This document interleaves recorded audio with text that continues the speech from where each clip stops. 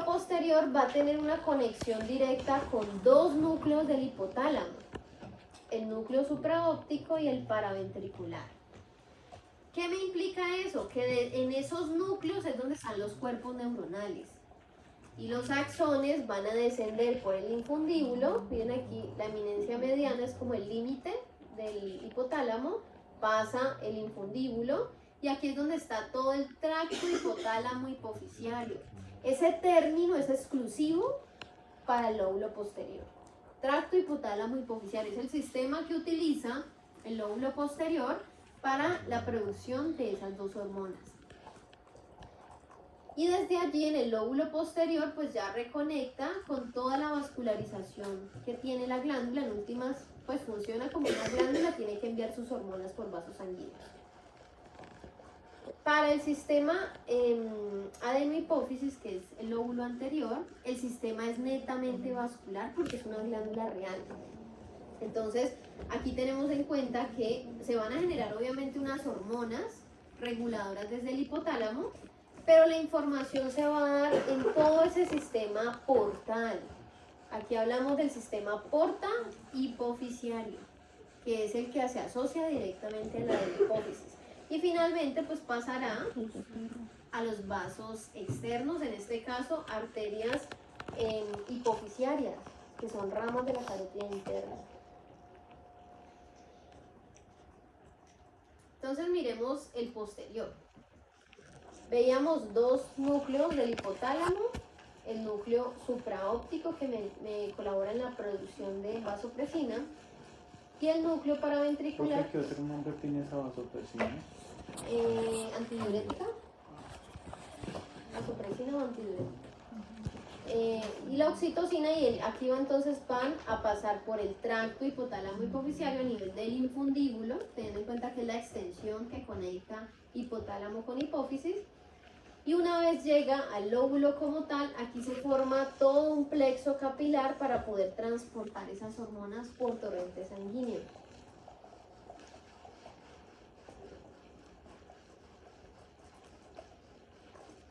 El porta hipoficiario, que es el sistema de la adenohipófisis, es completamente vascular. Entonces miren aquí las hormonas reguladoras, desde células neurosecretoras en el hipotálamo. Recuerden que estas podrían llegar a ser liberadoras o inhibidoras. Van a pasar por el infundíbulo. Desde aquí está el sistema porta. Cuando hablamos del sistema porta, pues estamos hablando de un sistema vascular muy profuso. Por eso esta glándula, digamos que es un asentamiento perfecto para hiperplasias, al igual que cualquier otra glándula, la tiroides, la glándula mamaria, el páncreas, próstata. Todos estos órganos, al tener una vascularización tan amplia, pues esto implica que el crecimiento del tejido sea masivo y muy rápido. Entonces pasa ese sistema porta hipoficiario y en el lóbulo como tal es donde esas hormonas van a regular la producción y pasar al torrente sanguíneo. Miremoslo desde esta vista. Hormonas reguladoras, por mencionar algunas allí, la hormona que se va a producir en la hipófisis anterior y hacia dónde va a ir. Entonces, por ejemplo, encontramos la liberadora y la inhibidora de la hormona de crecimiento. Si hablamos de la hormona liberadora, pues esta se libera desde el hipotálamo, llega a la hipófisis anterior y me produce la hormona como tal, y su efecto será la estimulación del crecimiento en el tejido que sea. La inhibidora, ¿qué hace? Disminuir esa producción. No genera un cierre completo del sistema, simplemente baja su actividad. Lo mismo va a pasar con la liberadora y la inhibidora de prolactina. Se producen desde el hipotálamo, llegan a la hipófisis anterior, producen su hormona y finalmente va a hacer un efecto, o aumentar, bueno, o activarla en este caso, o disminuir esa activación. Liberadora de corticotropina. Activa la hormona adrenocorticotropina y esta va directamente a la suprarrenal. Su efecto principal aquí pues es generar glucocorticoides, especialmente el cortisol, que es una hormona para el estrés y que tiene un efecto glucemia esté muy alto. Usted cuando tiene mucho estrés está gastando mucha energía y es porque su sistema está buscando glucosa de cualquier manera. Usted no lo percibe, pero usted tiene estrés y altera las interferencias externas, la temperatura. Si la silla está incómoda, pues usted está estresado por terminar lo que está haciendo, eso no le presta atención. El día que usted tiene muchas actividades y en su casa le dejaron una tareita sencilla, va, recójame esto, antes de que llegue cómpreme esto, usted llegó a casa sin nada. ¿No te acuerdas que te dije? Ah, sí. ¿Por qué? Porque su actividad está en otro lado, está en lo que le genera más estrés. ¿Qué le genera estrés? Pues algo que sea inmediato. Tenga en cuenta que el estrés es necesario para funcionar, pero hay que saber canalizarlo. Cuando yo dejo que ese estrés se acumule, independientemente si estoy pensando en pasado o en futuro, pues me puede generar o depresión o me puede generar ansiedad. Cuando usted está aquí en endocrino, pero está pensando en el parcial de renal, porque todo el mundo le ha dicho que es durísimo, entonces usted ya está generando ansiedad y todos los días piensa en eso. O está generando depresión porque usted está pensando en por qué está repitiendo la asignatura, qué no hizo el semestre pasado, qué va a hacer este semestre, y eso está perturbado. Esos son estados depresivos, que si yo los dejo migrar y dejo elevar mucho ese estrés, pues se va a permear en el tiempo. Entonces aquí teníamos el panorama general. Hipotálamo, pues ya mencionamos algunas de esas hormonas, ustedes las van a ampliar mucho más su efecto en fisiología, pero para que la tengamos en cuenta, por ejemplo, la dopamina. Ahora me contestaron, pues es la que genera felicidad. Y yo dije, bueno, yo no tengo que estar feliz y eso no significa que no esté liberando dopamina. La dopamina tiene un efecto de tranquilidad. Usted está tranquilo, está feliz. O sea, la felicidad no tiene que asumirse con sonrisa, carcajada, no.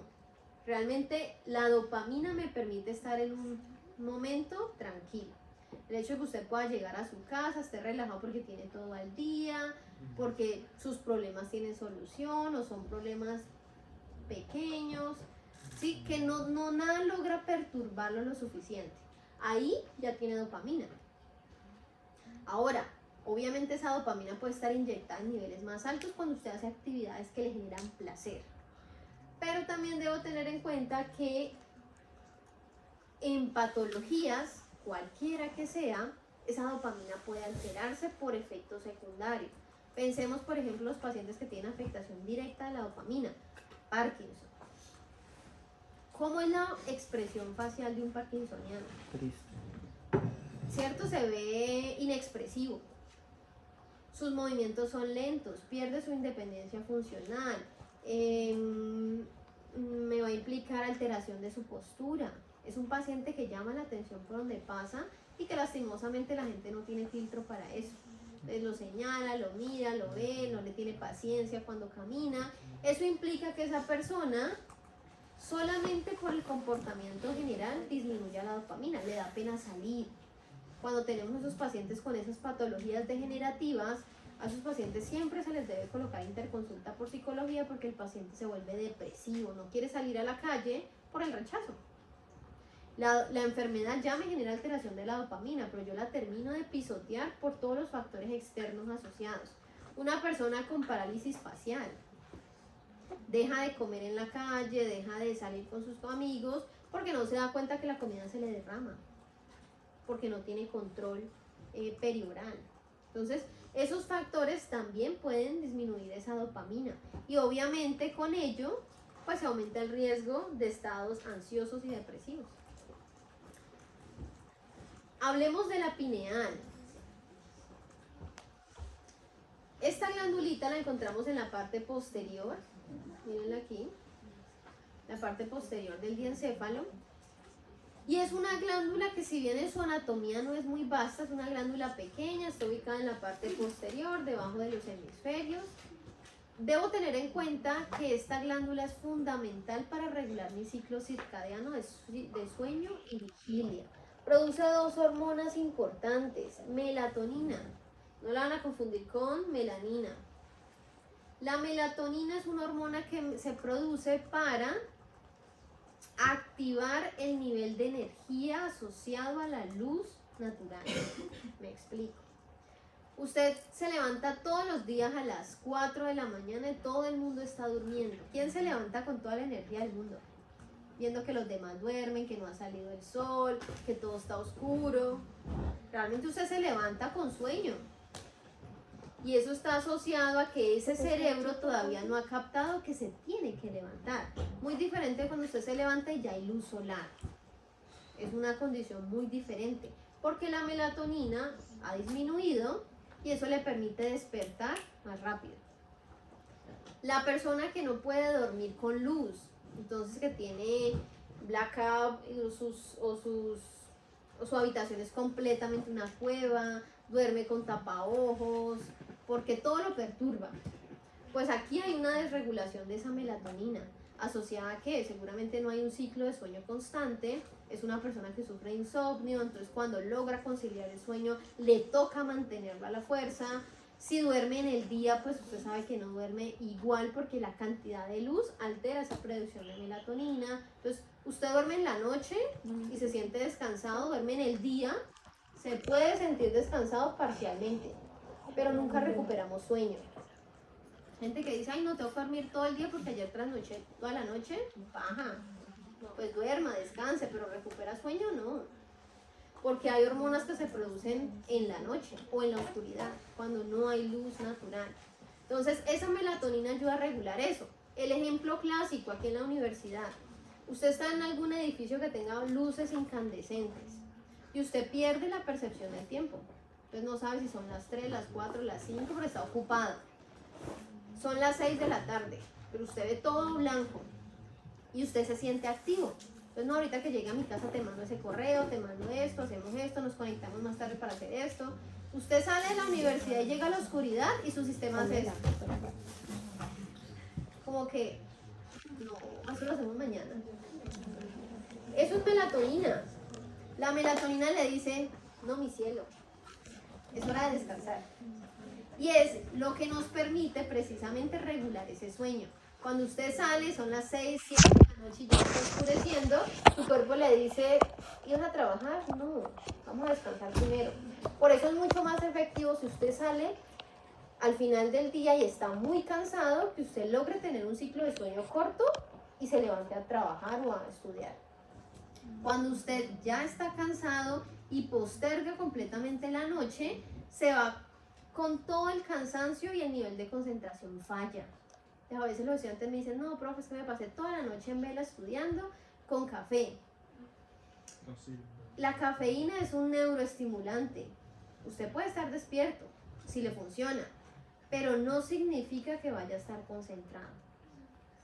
O sea que generó memoria a corto plazo. En el parcial a usted se le olvidó esa palabrita que conectaba eso, se bloqueó completamente. Porque es memoria a corto plazo. Usted no tiene herramientas para explicar esa información con otras palabras, porque se la aprendió de memoria. O es cuando uno está haciendo algo y usted se le dispersa su mente por allá en un momento y le toca volver a releer porque no sabe qué estaba haciendo. Que le pasa a uno mucho cuando está pensando en varias cosas. Usted está leyendo y efectivamente mecánicamente lo está haciendo, pero no está concentrado en lo que está leyendo. Y le toca volver a repetir. Dimetiltriptamina, ¿la han escuchado? No, pero todos la producimos también. Dimetiltriptamina es una hormona que se produce en muy baja proporción en nuestro cerebro y es una hormona psicótica.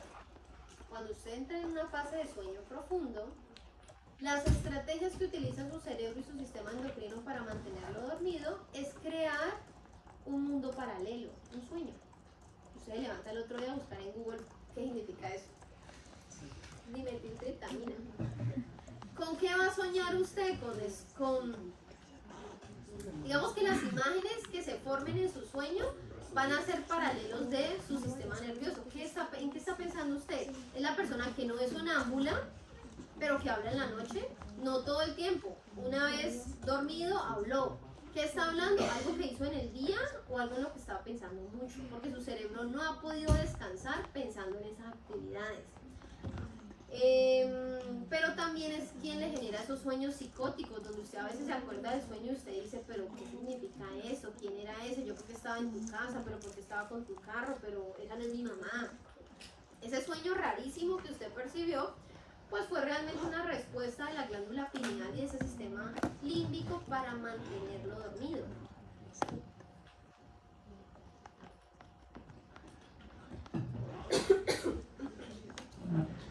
Entonces, esta hormona también me permite mantener ese ciclo de sueño. Cuando tenemos ciclos de sueño muy superficiales, la persona que se levanta con todo, pues esto no se produce en buena cantidad, lo que implica que el cuerpo no descanse lo suficiente.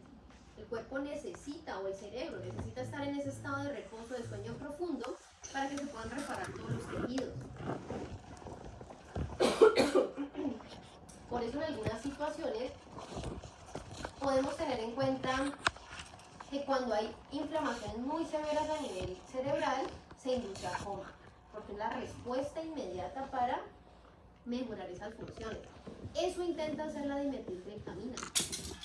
Por eso también se utiliza como droga.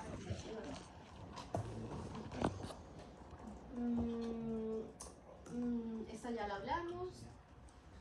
Y vamos para... Aquí falta la calcitonina. Entonces, entremos directamente en la hormona tiroidea. Cuando hablamos de la glándula tiroidea, vamos a hablar de una glándula impar que se va a ubicar en la mitad del cuello, específicamente entre el cartílago 2 y 3 de la tráquea. Esta glándula está conformada por dos lóbulos principales, derecho e izquierdo, y observen en su vista posterior, ella conserva la concavidad de la tráquea porque es allí donde se va a ubicar. Cuando hay afectaciones de la glándula tiroidea, ya puede generar esa sensación de ahogo porque comprime la vía aerodigestiva. En el caso del bócido, es cuando la glándula se aumenta de tamaño, ya sea por una tiroiditis, que puede estar asociada, por ejemplo, a una respuesta inmunitaria, o que se relaciona directamente con estados o con alteraciones del sistema respiratorio. Entonces la persona que lleva 15 días con una tos, con una alteración del sistema respiratorio, donde está haciendo mecanismos traccionales de los músculos accesorios de la respiración, vibración y activación constante de la musculatura del tórax, pues por medio de las fases esto puede alterar la circulación de la glándula tiroidea y generar una tiroiditis secundaria a respuesta inflamatoria respiratoria. Esto podría pasar, el problema con la tiroides es que se puede quedar. Y la tiroides en su mecanismo de desinflamar puede generar nódulos tiroideos. Esos nódulos tiroideos pueden ser benignos o pueden ser malignos, pero en última es un tejido endurecido que lesiona la funcionalidad de la glándula, lo que puede implicar estados de hipotiroidismo, por ejemplo. Se disminuye la cantidad de tejido tiroideo funcional, se disminuye la T3 y la T4 y se eleva la tiroestimulante. Entonces, aquí está la estructura, los dos lóbulos principales conectados por un istmo tiroideo, que se quedará en la parte anterior, y aproximadamente el 50% de la población tiene un lóbulo piramidal, un tercer lóbulo. Ese lóbulo aparece como un vestigio del conducto tirogloso. Entonces, no sé si lo mencionaron de pronto por allá en histología, la glándula tiroidea se forma a nivel del cuello, más arriba, pues, como en orofaringe, detrás de la lengua. Y desde allí ella deja una comunicación al momento que va descendiendo para establecerse en la tráquea. Ese conducto tirogloso en algunas ocasiones puede quedar abierto. Y eso implica que cuando la glándula empiece a establecerse en su nueva posición, empiece a conformar tejido dentro de ese conducto. Y queda como el lóbulo piramidal. No va a implicar afectación de la glándula, no, es simplemente una distribución diferente de su tejido. No va a implicar que produzca más o que produzca menos hormonas, simplemente una variación estructural. Pero sí podemos encontrar variaciones anatómicas en las que podemos ver que la glándula se divide. Miren que aquí no existe el istmo, existen dos lóbulos piramidales, uno para cada lóbulo principal, y entre los piramidales es que se fusiona un istmo. Ahora, esta glándula podría ser completamente funcional, podría ser. Usualmente las alteraciones de la tiroides, las alteraciones morfológicas se ven como hallazgo incidental. Hizo una ecografía de cuello por cualquier otra cosa y pues aparece un tipo de tiroides inconstante, pero no necesariamente tiene que verse afectada. Recuerden que esta es una glándula que, o más bien, cualquier glándula se puede afectar muy fácil cuando tenemos alteración de la homeostasis corporal. En este caso, la tiroides, pues alteraciones en cuello o en el sistema respiratorio. Por allá en digestivo les tuvieron que hablar de las fascias, específicamente de las hojas de la fascia cervical profunda, que es la más importante. Por aquí le hablaron de una hoja pretraqueal que está rodeando la glándula tiroidea. Esa hoja que se encuentra allí conecta directamente con los grandes vasos y eso permite separar los planos para que esa glándula se encuentre compartimentalizada dentro del cuello. Sin embargo, vamos a ver que las glándulas paratiroideas no necesariamente van a estar compartimentalizadas allí. Y voy a tener una estrecha relación con la zona peligrosa del cuello, que de pronto lo mencionaron como el conducto faringovascular o el espacio faringovascular. Es un espacio que comunica desde la base del cuello hasta el pericardio y que puede generar diseminación de infecciones de oído, de órbita, de cavidad oral y que pueden llegar a parar en el pericardio. En términos de su irrigación, la tiroides se va a irrigar predominantemente por 4 arterias, 2 derechas, 2 izquierdas. 2 arterias tiroideas superiores que van a estar originándose como la primera rama de la carótida externa. Miren aquí, se origina a nivel de la membrana tiroidea y desciende para alcanzar el lóbulo correspondiente en su parte superior. La tiroidea inferior va a aparecer desde el tronco tirocervical, que es una estructura vascular que se forma en la subclavia y que desde la vista posterior puedo alcanzar a ver cómo alcanza el polo inferior del lóbulo correspondiente. Miren aquí la entrada de la tiroidea superior, la entrada de la tiroidea inferior. Ahora, ¿qué debo tener aquí muy presente? Miren el paso de los nervios laringeos recurrentes. Cuando se hace algún procedimiento en tiroides para extraer parte o extraerla completamente, el riesgo más latente es la afonía, porque al momento de retirar esa glándula, a pesar de que ya viene inmersa en esa fascia, en esa hoja pretraqueal de la fascia, pues el espacio es muy pequeño y se puede simplemente tocar el nervio y con ello paralizar las cuerdas vocales. En términos de su drenaje venoso, vemos 6 venas, 2 superiores, 2 medias y 2 inferiores. Bueno, aquí me faltó la inconstante. Además de esas 4 arterias, podemos encontrar una arteria tiroidea IMA. IMA significa inconstante y ella puede aparecer o del tronco brachiocefálico o directamente del arco aórtico y va a penetrar la glándula justo a nivel del istmo.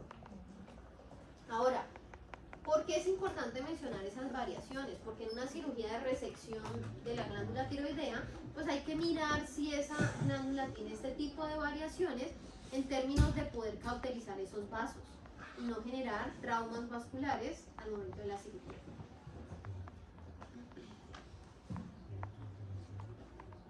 En términos del drenaje mencionábamos 6 venas, 2 superiores, 2 tiroideas superiores, 2 tiroideas medias y 2 inferiores. Las superiores y las medias ambas van a drenar sobre la yugular interna. Miren aquí la vena tiroidea superior acompañando la arteria tiroidea superior, la tiroidea media en toda la mitad del lóbulo y drenarán sobre vena yugular interna. Las venas tiroideas inferiores van a estar debajo del istmo, allí se va a formar un plexo tiroideo junto con las medias y ellas van a descender a las venas brachiocefálicas. Entonces, esta zona anterior también tiene un drenaje importante desde la glándula tiroidea.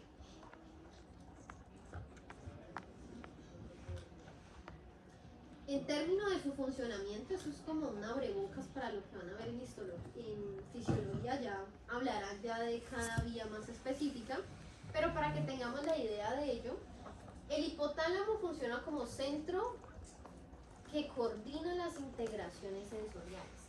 Eso le va a implicar que desde allí se produzcan unas hormonas reguladoras que van a llegar a la glándula hipófisis o la pituitaria, y desde aquí se van a formar unas hormonas que pueden ser inhibitorias o estimulantes. En este caso, para la tiroides hablamos de la tiroestimulante o la estimulante de la tiroides, que es la que nos sale normalmente en un paraclínico.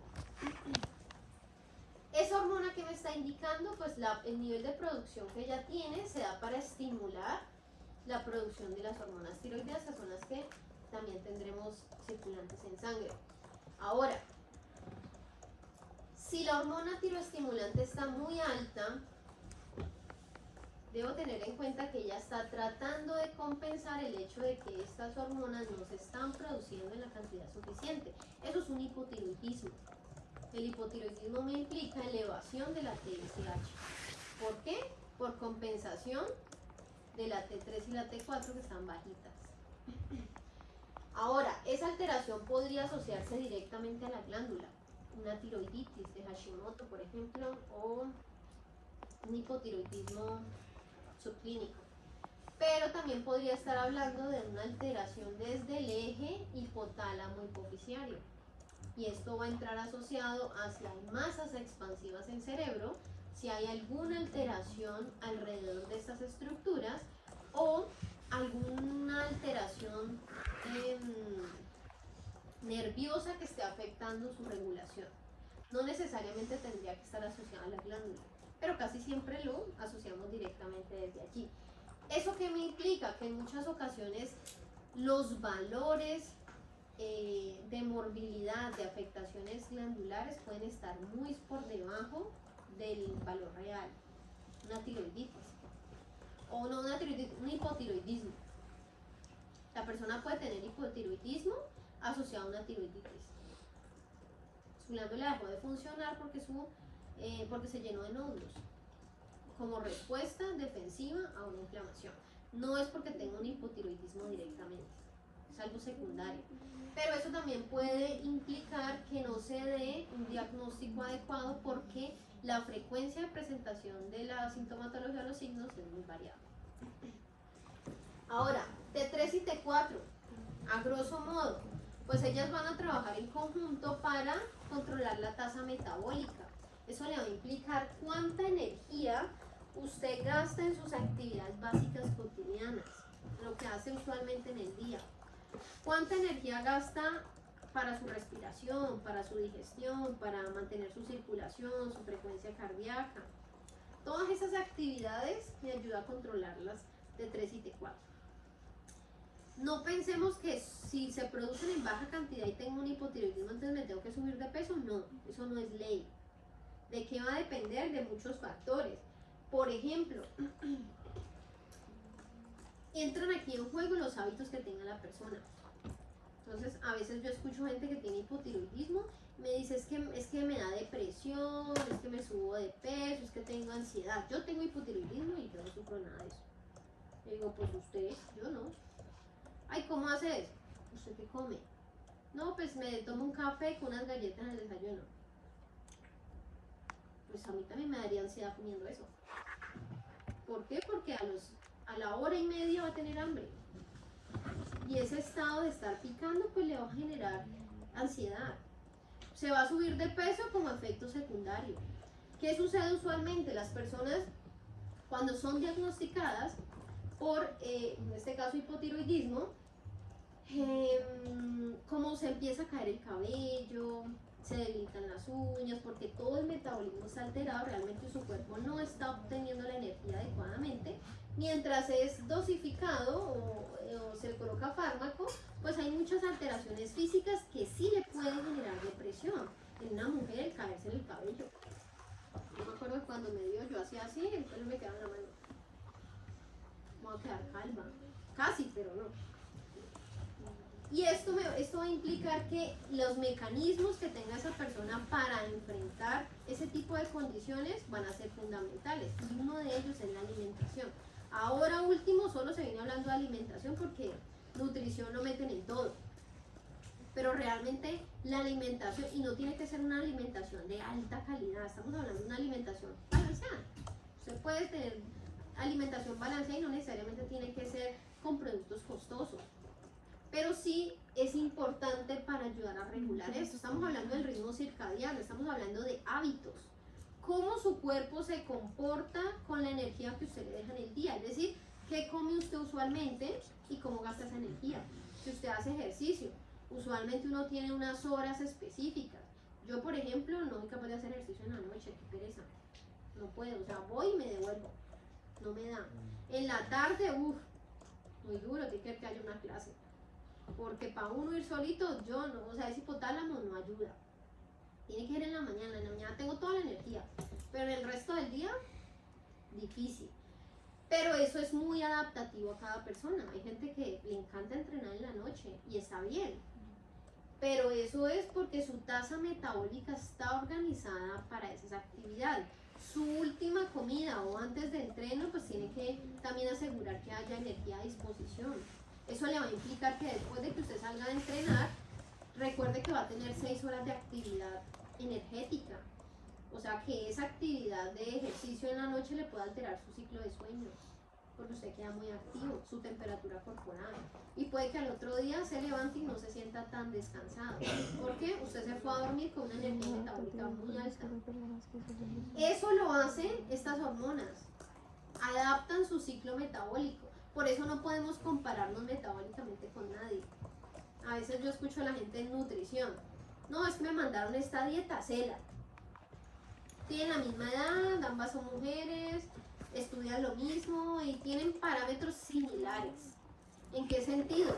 Viven cerca, las dos caminan la cuadrita que les queda de la universidad y ya.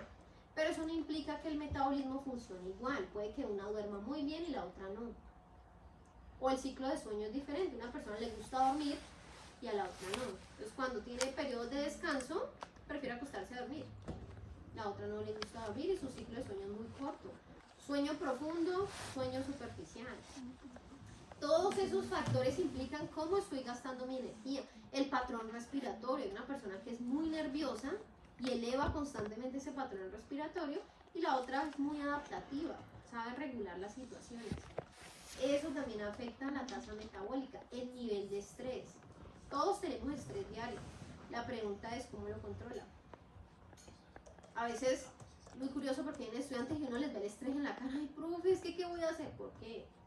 Profe, porque el examen. Digo, pero no apretes la cara, que van a mirar arrugas. Calmate. Ahora sí, dígame. Y todo en su cara es estrés. Uno dice, pobre sistema metabólico. O sea, pobre hipotálamo tratando de regular toda la locura. Esto también me gasta mucha energía y es la persona que no hace nada más sino venir a la universidad y a las 5 o 6 de la tarde está molida. Y se lo preguntan, ¿pero por qué me siento tan cansado? Pues toda la energía que está gastando a nivel cognitivo con el estrés es muy alta. La calcitonina. La calcitonina baja los niveles de calcio en sangre. Eso me va a implicar regular el calcio y el fósforo, sí, pero regularlo buscando una hipocalcemia. Y ese efecto se hace principalmente por 3 vías: hueso, riñón e intestino. En el hueso, si yo quiero bajar el nivel de calcio, pues le digo al hueso que no me active la fase osteoclástica, no me libere calcio, retenga eso ahí, no me lo libera la sangre. En el riñón, no me absorba más calcio, no reabsorba calcio. Y en el intestino, disminuya la absorción de calcio y fósforo de los alimentos para bajar los niveles de calcio.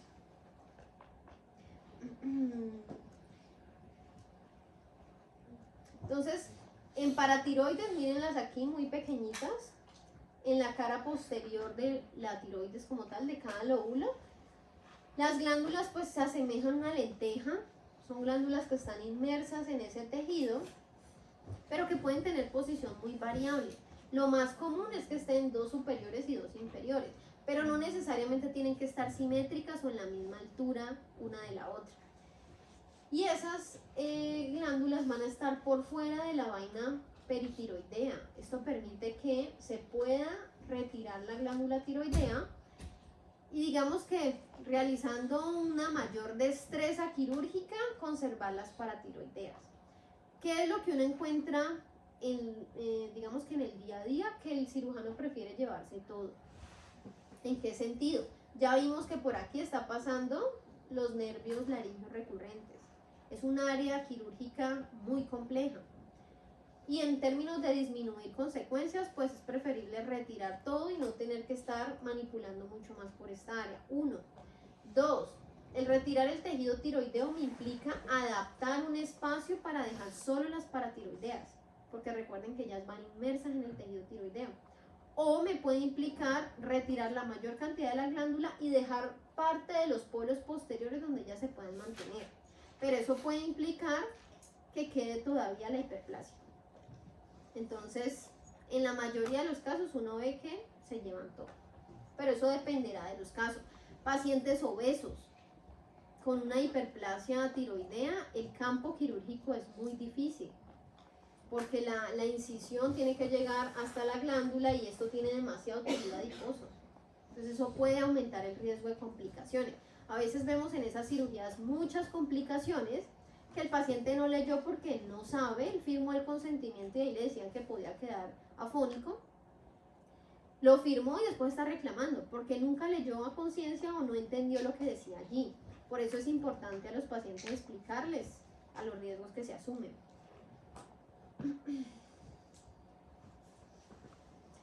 La irrigación va a estar dada por las mismas arterias tiroideas. Miren aquí, desde la tiroidea superior se van a conformar las arterias paratiroideas superiores.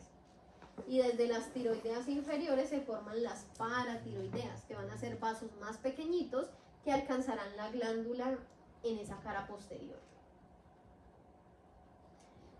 La hormona paratiroidea o la hormona de la paratiroides. Entonces aquí vemos que esa hormona tiene un efecto contrario al de la calcitonina. Es hipercalcemiante, lo que implica que ella va a elevar los niveles de calcio en la sangre. Utiliza los mismos mecanismos, solo que lo utiliza en forma contraria. Si yo quiero elevar el nivel de calcio, pues aumento la reabsorción en la nefrona. Aumento la absorción en el intestino. Y voy a pedirle al hueso que me active esa fase osteoclástica, libéreme el calcio y libérelo en sangre.